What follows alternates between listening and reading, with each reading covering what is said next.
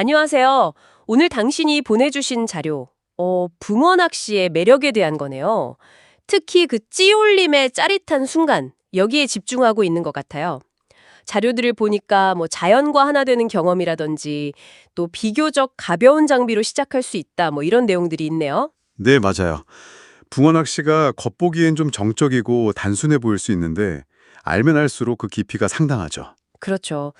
그래서 오늘은 이 자료들 보면서 붕어 낚시가 왜 이렇게 특별한 경험인지, 그 핵심 매력은 뭘지 당신과 함께 좀 깊이 파헤쳐 보려고 합니다.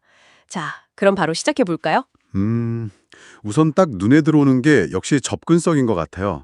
자료에도 나와 있지만 뭐 강이나 저수지, 늪 이렇게 민물 있는 곳이면 어디든 가능하다고 하고요. 네.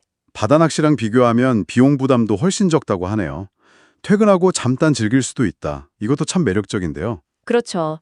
일단 장비가 가벼우니까 부담 없이 시작할 수 있다는 점, 이게 분명 큰 장점인데요. 근데 저는 단순한 접근성, 이걸 넘어서요. 바쁜 일상 속에서, 나 오늘 낚시 갈까? 하고 마음만 먹으면 언제든 떠날 수 있다는 그 가능성 자체. 이게 현대인인 당신에게 주는 가치가 참 크다고 봐요. 그냥 쉽게 할 수 있다. 이걸 넘어서 언제든 갈 수 있다는 그 느낌 자체가 중요하다는 말씀이시군요. 근데 이 자료들에서 가장 강하게 느껴지는 건 역시 그 찌올림의 순간인 것 같아요. 아, 네. 붕어가 미끼를 물었을 때 찌가 이렇게 스르륵 하고 천천히 솟아오르는 그 장면이요. 여기가 진짜 매력의 핵심인 것 같은데요. 정확합니다. 그 순간의 어떤 시각적인 아름다움, 그리고 기다림 끝에 오는 그 긴장감, 이게 바로 붕어 낚시의 정수라고 할 수 있죠.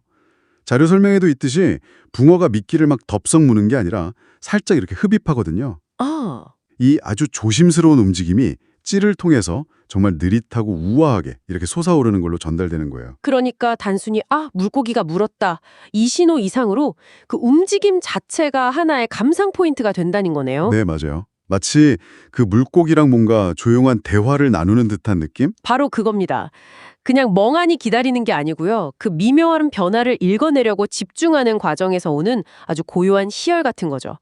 어떻게 보면 인내심이랄까? 그 기다림이 능동적인 해석으로 바뀌는 순간이라고 할 수 있겠네요. 바쁜 세상에서 이런 종류의 집중된 평온함, 이거 경험하기 쉽지 않죠. 하긴 그렇겠네요. 근데 그 짜릿함만 있는 건 아니겠죠. 자료를 보면 또 자연 속에서 얻는 다른 매력들도 있더라고요. 조용한 물가에 그냥 앉아서 시간 보내는 그 자체로도 좀 의미가 있어 보이고요. 물론이죠. 근데 여기서 좀 더 흥미로운 지점은 단순히 쉬는 걸 넘어서 배움의 과정이 있다는 거예요. 자료에 피라미드 그림 같은 것도 있던데 보면 뭐 채비나 미끼 같은 기본적인 기술부터 시작해서요. 네. 찌의 부력하고 봉돌, 그러니까 그 미끼 가라앉히는 추, 무게를 맞추는 감각이라든지 더 나아가서는 계절이나 날씨에 따라서 붕어 습성이 어떻게 변하는지 이런 생태 변화까지 이해해야 하죠. 와, 낚시라는 활동 안에 생각보다 정말 많은 지식과 경험이 필요한 거군요. 그렇죠. 어떻게 보면 낚시하면서 자연스럽게 자연 공부도 되는 셈이네요. 그렇습니다. 예를 들어서 자료에 가을이 낚시하기 제일 좋은 때라고 나오잖아요. 네, 봤어요. 그런 것처럼 계절별 수온 변화라든지 뭐 붕어의 산란기 같은 생태 정보를 아는 게 실제 낚시 결과, 조과에 직접적인 영향을 미치거든요.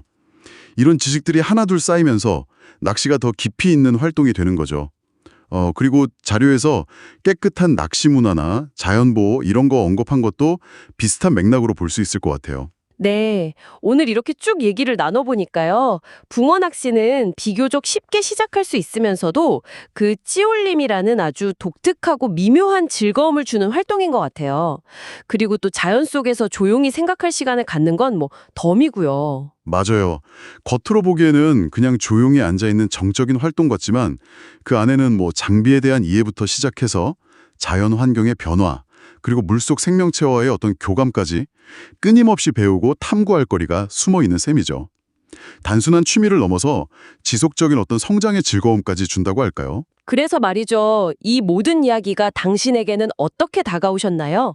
단순히 물고기를 잡는다는 결과 자체보다 어쩌면 그 과정 속에 있는 기다림의 미학, 아니면 자연과의 그 조용한 교감, 이런 부분들이 오히려 더 큰 의미로 와닿을 수도 있을 것 같습니다.